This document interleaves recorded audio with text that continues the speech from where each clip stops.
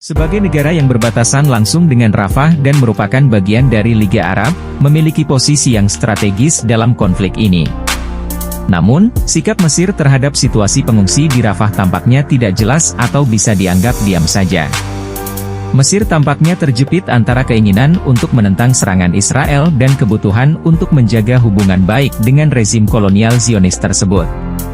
Konflik yang berkepanjangan antara Israel dan Palestina telah menciptakan situasi pengungsian yang tragis, terutama di Rafah, kota di jalur Gaza yang berbatasan langsung dengan Mesir.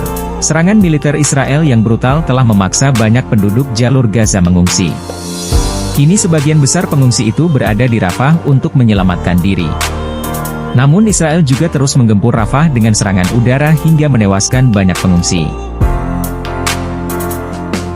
Sebagai bagian dari responsnya terhadap situasi ini, Mesir telah membangun tembok di perbatasan Rafah. Langkah ini diambil setelah Israel mengumumkan rencana meningkatkan serangan darat ke Rafah. Mesir menyatakan mereka tidak memiliki rencana menampung pengungsi Palestina, atau menyediakan pusat logistik untuk bantuan ke Gaza. Keputusan Mesir dalam menghadapi krisis pengungsi di Rafah memiliki dampak yang signifikan. Jika Mesir memilih menampung pengungsi, ini bisa diartikan sebagai dukungan tidak langsung terhadap Israel.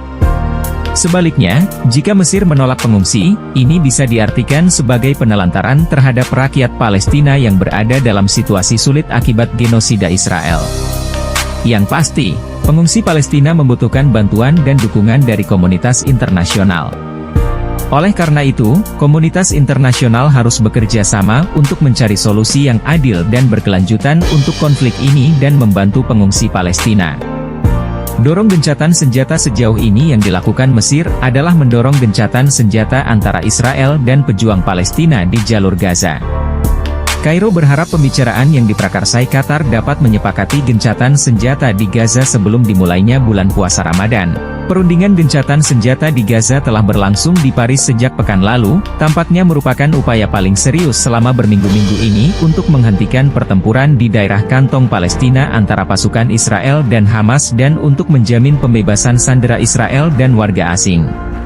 Semua orang menyadari bahwa kita memiliki batasan waktu untuk mencapai kesuksesan sebelum dimulainya Ramadan. Kesepakatan yang diusulkan sejak awal Ramadan pada 10 dan 11 Maret mencakup jeda 40 hari dalam semua operasi militer dan pertukaran tahanan Palestina dengan sandera Israel dengan rasio 10:1. Menteri Luar Negeri Palestina Riyad Al-Malki berbicara, mengatakan Israel tidak akan mengumumkan gencatan senjata kecuali ada tekanan internasional terhadap pemerintahan Perdana Menteri Israel Benyamin Netanyahu. Jika kita tidak dapat mencapai gencatan senjata dalam 2 atau 3 pekan ke depan, jelas kita akan melihat serangan lagi terhadap Rafah dan berlanjutnya genosida. We will not go down in the night. We start a fight. You can run from most in our homes, in our schools, but the spirit will never die. We will not go down in Gaza tonight.